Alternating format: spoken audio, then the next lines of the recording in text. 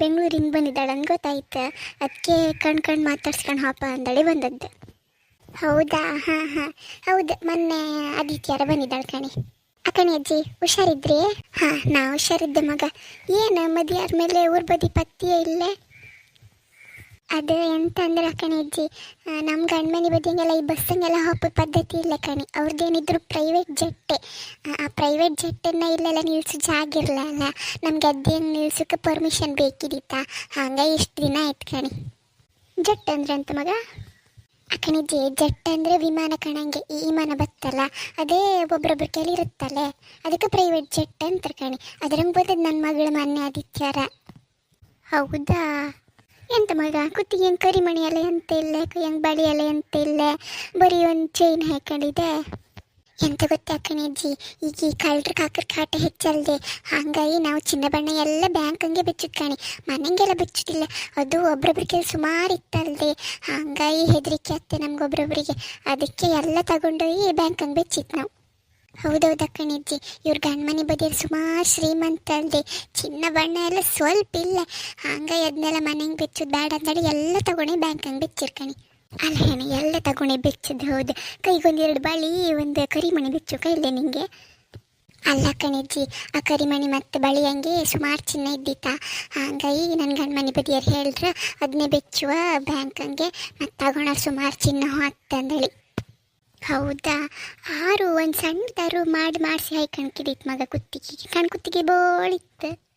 ಹೌದಾ ಕಣಿಜ್ಜಿ, ಸಣ್ಣದೊಂದು ಕರಿಮಣಿ ನಾನು ಆರ್ಡ್ರ್ ಮಾಡಿದೆ ದುಬೈಯಿಂದ. ದುಬೈ ಹಂಗೆ ಗಂಡ ಮನೆ ಪೈಕಿಯರೊಬ್ರು ಇದ್ರು, ಅವರು ದುಬೈಯಿಂದ ತಗೊಬತ್ತೆ ಅಂದಿರು. ಮತ್ತು ಇನ್ನೊಬ್ರು ಅಮೇರಿಕದಂಗೆ ಇದ್ರು, ಅವರು ತತ್ತೆ ಅಂದ್ರೆ ನಾ ಬೇಡ, ದುಬೈ ಹಂಗೆಲ್ಲ ಚಿನ್ನ ಲೈಕ್ ಸಿಕ್ಕತ್ತಲ್ಲ ಅಂದೇಳಿ ದುಬೈಯಿಂದ ತಗೊಬನ್ನಿ ಅಂದೆ. ಹೌದಾ? ಎಷ್ಟು ಜನ ಇದ್ರು ಮಗ ಮನೆಗೆಲ್ಲ? ಮನೆ ತುಂಬ ಜನ ಅಕ್ಕಣಜ್ಜಿ, ಅಂದರೆ ಮನೆಯವರಲ್ಲ, ಮನೆ ಕೆಲಸದಾರ.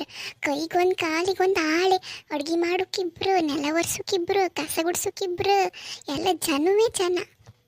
ಹೌದಾ ಕಣಜ್ಜಿ, ಕೈಗೊಂದು ಕಾಲಿಗೊಂದು ಆಳೆ. ನೀರು ಬೇಕಾದ್ರೆ ಒಬ್ಳು ತಂದು ಕೊಡ್ತಾಳೆ, ಅಡುಗೆ ಒಬ್ರು ಮಾಡೋದು, ಕಸ ಒಬ್ರು ಗುಡಿಸೋದು, ಎಲ್ಲ ಕೆಲ್ಸಕ್ಕೆ ಜನವೇ ಕಣಿ. ಇವಳು ಬರೀ ತಿನ್ಕೊಂಡು ಉಣ್ಕೊಂಡಿದ್ರೆ ಆಯ್ತು ಕಣಿ. ಹೌದಾ?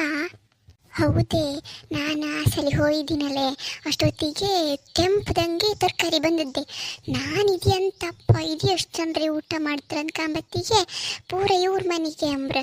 ಅಂದರೆ ಈ ಕೆಲಸದವ್ರಿಗೆಲ್ಲ ಊಟ ಹಾಕಲ್ಲ, ಎಲ್ಲ ಇವ್ರ ಮನೆಗೆ ಅಂಬ್ರ. ಅದು ಎಂತ ಗೊತ್ತೇ, 1 ವಾರದ್ದು ತರಕಾರಿ ಅಂಬ್ರ ಅವರಿಗೆ. ಕೆಂಪದಂಗೆ ಬಪ್ಪದೆ ಅವರಿಗೆ. ನಾವೆಲ್ಲ ಏನಿದೆ ಚೀಲ್ದಂಗೆಲ್ಲ ತತ್ತಲೆ, ಅವ್ರು ಹಂಗಲ್ಲ, ಟೆಂಪದಂಗೆ ತಪ್ಪದೆ ಅಲ್ಲ.